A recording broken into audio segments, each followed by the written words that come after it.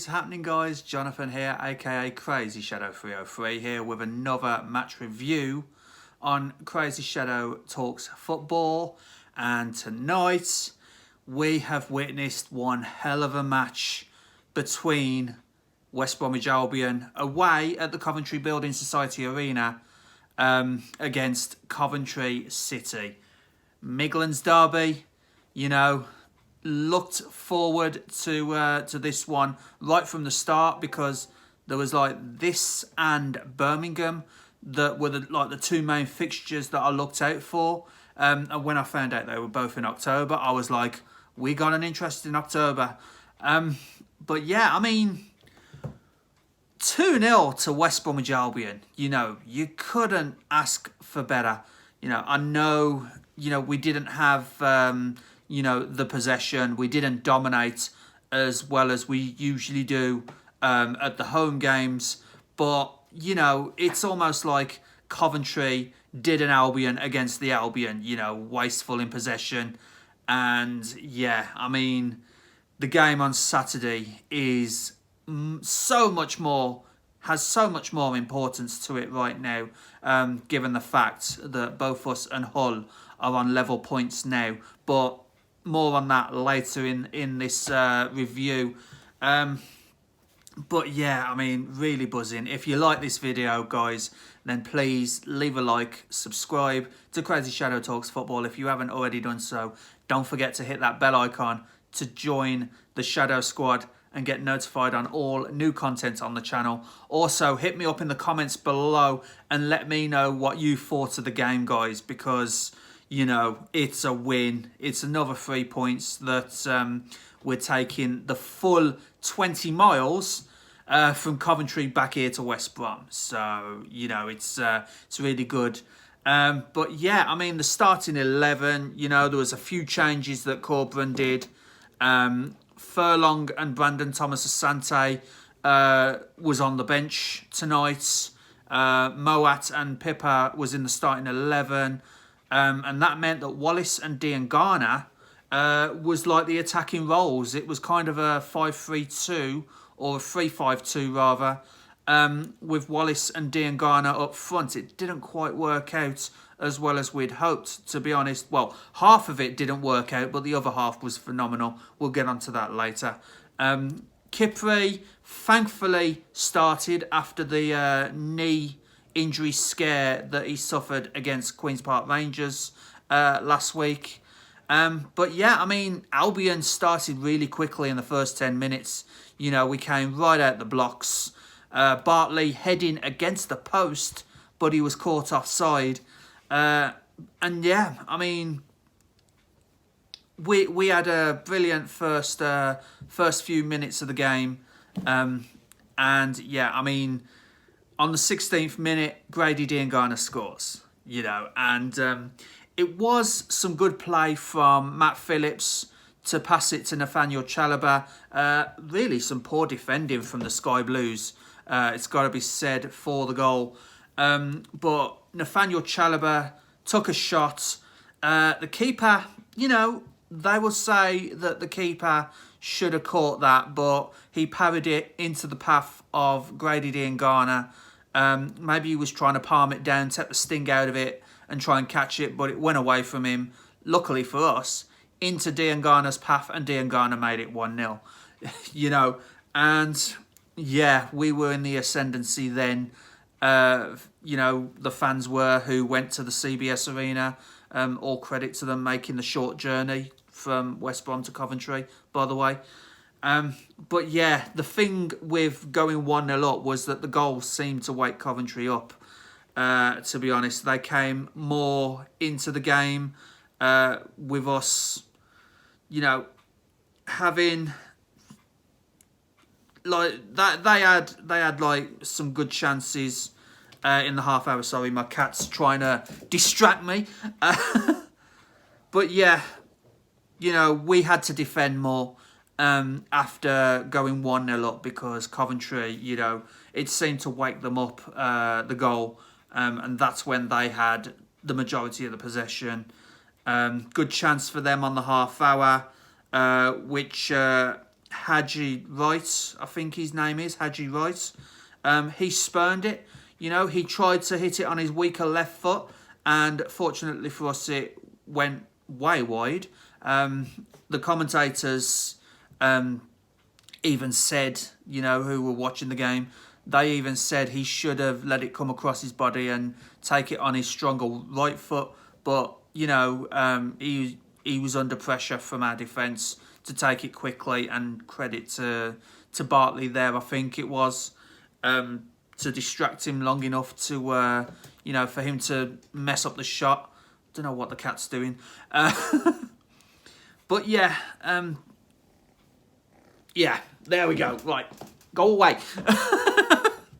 Sorry about that, guys. But yeah, good chance for them on the half hour, which he spurned. Great save by Palmer on 33 minutes to deny what would have been a certain equaliser for Coventry. Haji Wright, believe it or not, he was threatening a lot for Coventry. You know, he kept getting caught offside, though. That was the thing with him. You know, he was making a few decent runs behind our defence, but almost every time, you know, he was getting caught offside. And yeah, he had a few occasions where that happened. And yeah, so luckily for us, he was caught offside. Allen had a chance on 42 minutes, though, which Palmer comfortably claimed. But yeah, I mean, so half-time, it was 1-0. 1-0 to the good. It was a case of so far so good.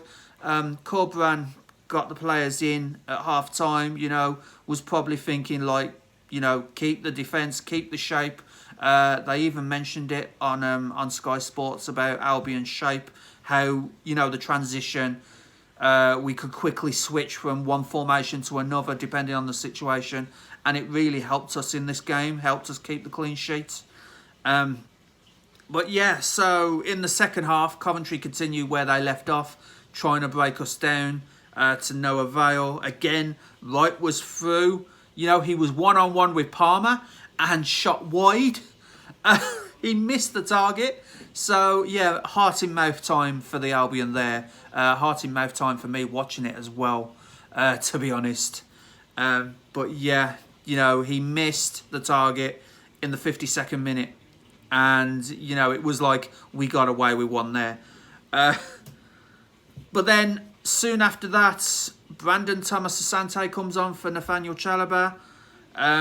Wallace then moves to the right-hand side with Chalobah going... not Chalobah, Brandon Thomas Asante going into the central striker role. So, you know, Dean Garner and Wallace were kind of like the wingers then, to be honest. And it worked a lot better with Wallace being in his natural role than, you know, trying to be the striker with Dean Garner. And that's what I was on about with, you know, with Wallace and Dean Garner. It kind of half worked. It did work with Dean Garner, but it didn't quite work with Jed Wallace. So once he moved into his natural position, when Brandon Thomas Asante came on, it was a hell of a lot better, to be honest. You know, it's probably where he's best at, you know, that role, just feeding the crosses in and getting the chances and doing all the creative work, to be honest. But yeah, so we were a lot better on the counter with Thomas Asante and Grady Diangana, the attacking threats. There was a decent shot by Pippa, which was blocked by a Coventry defender. And yeah, Diangana with the attacking role as well. And Townsend came on for Wallace afterwards, was given the captain's armband. And then, you know, a great moment for Coventry. Callum O'Hare came on.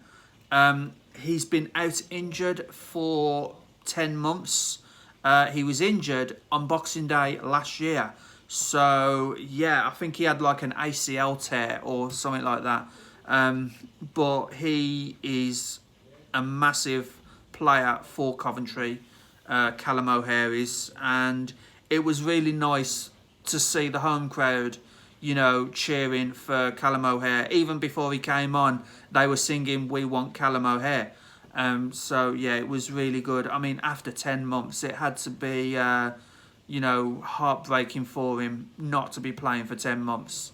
But of course, you know, if you're out for that long, it does take a bit of time to you know, to get back into the swing of things. So fortunately for us, Callum O'Hare wasn't at his best, so to speak, but he will be, you know, in future matches this season. But then, you know, it was really great to see Callum O'Hare back in action. You know, from a neutral perspective, to be honest, not necessarily because he was against the Albion, but yeah, as a neutral, you know, looking at Coventry, it was really good to see him back. But yeah, I mean, Brandon Thomas-Asante catches Coventry cold with the second goal. Decent ball from Phillips, long ball, pretty much takes out everyone apart from the Coventry keeper. Offside, possibly, you know. There's a lot of evidence that would suggest that Brandon Thomas-Asante was offside. But how many of those kind of decisions has gone against Albion over the years? So it was nice in a way. Sorry, Coventry fans. It was nice in a way to see one of those, you know, decisions actually go for us, even if I do admit it was offside. But yeah, you know, the Coventry defence had their arms raised in the air to no avail. Brandon Thomas-Asante basically said, "Thank you very much, I'll slip this past the keeper," and made it 2-0. And that pretty much killed the game, to be honest. After 69 minutes, I mean, one moment in the game that I can remember, you know, and I wasn't very happy at, was on the 69th minute, Kitchen trying to add Grady Diangana to the ever-growing Albion injury list by full-on pushing him, you know, into the barriers, a la Mason Holgate of Everton, you know, who obviously used to play for us. But yeah, I mean, Mason Holgate did it to a Liverpool player a few years ago, playing for Everton in the Merseyside derby, and Kitchen for Coventry decided maybe he'll try it with an Albion player, and it was Grady Diangana that he pushed into the barrier. So yeah, I mean, I think he got a yellow for that. But yeah, Grady, you know, I don't like saying that maybe it was intentional, but, you know, I mean, I even said with the Mason Holgate one in the Merseyside derby, you know, that you could injure a player by doing that. And, you know, Kitchen, same thing. You know, don't push players into the barriers. I know it's a derby game, very similar to the Mason Holgate incident against Liverpool. I know it's a derby, but don't go pushing players into the barriers. Come on, Kitchen. But yeah, you know. So luckily, Grady Diangana escaped without injury there, because I mean, I don't think we'd cope with any more injuries right now. To be honest, but that one was a little bit cynical from Kitchen. But yeah, 79 minutes, Yakuslu and O'Hare collide in the box. Coventry absolutely screamed for a penalty. Ref said no. It was a coming together, to be honest. Don't know if everyone would agree with me on that one, but it was a coming together. And yeah, there wasn't a foul there, not in my eyes anyway, but I am wearing Baggies tinted glasses, aren't I? But yeah, so Coventry screamed for a penalty, didn't get a penalty. To be honest, the Kipri, the one where Kipri leaned into the ball was probably more of a penalty than the Yakuslu O'Hare coming together. But again, you know, referee didn't seem to want to give Coventry anything, to be honest. Usually, they don't want to give Albion anything in other games, you know, especially at the Hawthorns. So maybe it's like a home stadium thing for referees, but I don't know. I don't want to speculate. Malumbi came on for Moat. Furlong came on for Pippa. And Grady Diangana goes off to give the young kid Tom Fellows a 10-minute run out. You know, because Grady Diangana pretty much done his job by 80 minutes. So it was good for Tom Fellows to get a little bit more game time. You know, maybe he's not ready enough to, you know, be on from the start, or, you know, have like a sub at half time or something and get 45 minutes. But yeah, he's getting there. Tom Fellows is getting there. A 10-minute run out here and there, and yeah, eventually, you know, he'll be picked for a larger role within the squad. Let me know in the comments below what you think of Tom Fellows, and do you agree with that, what I've said about him. But yeah, I think he's an up-and-coming, isn't he? He's a young kid. He will get game time. He will get a lot more game time, but, you know, maybe 10-minute run-outs here and there is just helping him get the match sharpness, you know. And yeah, I mean, O'Hare had another chance on 88 minutes from a Coventry corner, but thankfully he headed wide. And, you know, that was all that Coventry were going to get, to be honest. There was 4 minutes added on at the end. Nothing much happened in those 4 minutes. We tried to play keepy in the corner. But yeah, that was pretty much it. There was one shot at the end, you know, Coventry's last throw of the dice. Palmer coolly collected it, and that was that. So full-time, guys, was Coventry City 0, West Bromwich Albion 2. Really happy with the performance. You know, we didn't dominate possession, but what we did off the ball helped massively. You know, kept the shape, easy to transition from one formation to another. And yeah, I mean, it worked. The game plan absolutely worked against, you know, against Coventry City. So yeah, that's how it finished, guys. 2-0 to West Bromwich Albion. That win takes us up to 5th. We're just 1 point behind Southampton, who's in 4th. 2 points behind Leeds, who's in 3rd.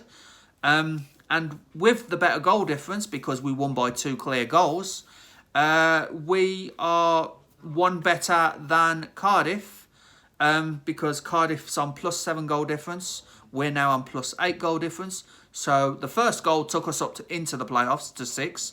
The second goal, Brandon Thomas Asante's goal, took us above Cardiff into 5th. So yeah, I mean, we're on the same points as Cardiff, and we're also on the same points as Saturday's opponents, Hull City. So, like I said, guys, Saturday's game has got a lot more interesting, with both Albion and Hull City both on 23 points. We've got, you know, better goal difference than Hull, to be honest. And yeah, I mean, the incentive is there to keep going and get something, you know, from Hull at the Hawthorns, because we can't, after a performance like this against Coventry, we can't be giving Hull 3 points and, you know, we'd just drop right back out of the playoffs.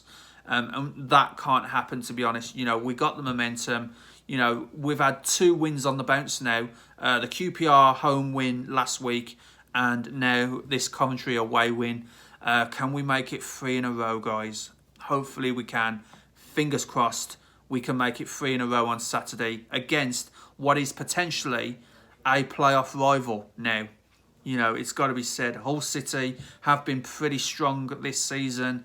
You know, they've got 23 points. We've got 23 points. They are promotion contenders as well as us now. So, yeah, hopefully we can get something from the Tigers. Hopefully not a mauling.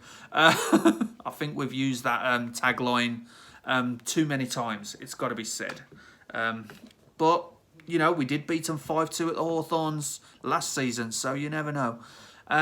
But yeah, on to Saturday, guys. And if you like this video, then please leave a like. Subscribe to CrazyShadow Talks Football if you haven't already done so. And don't forget to hit that bell icon to join my Shadow Squad and get notified on all new content on the channel. But for now, guys, it's a win. It's a derby win. Coventry City 0, West Bromwich Albion 2. Really buzzing. Bring on Saturday. Bring on Hull. and let's see if we can kick on from this. Thanks so much for watching, guys. Bye for now.